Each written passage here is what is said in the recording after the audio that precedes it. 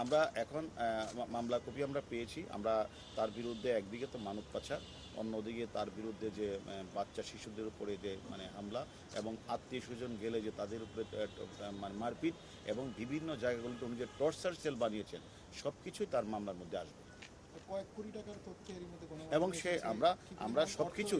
আমরা সবকিছুই তদন্তে নিয়ে আসবো।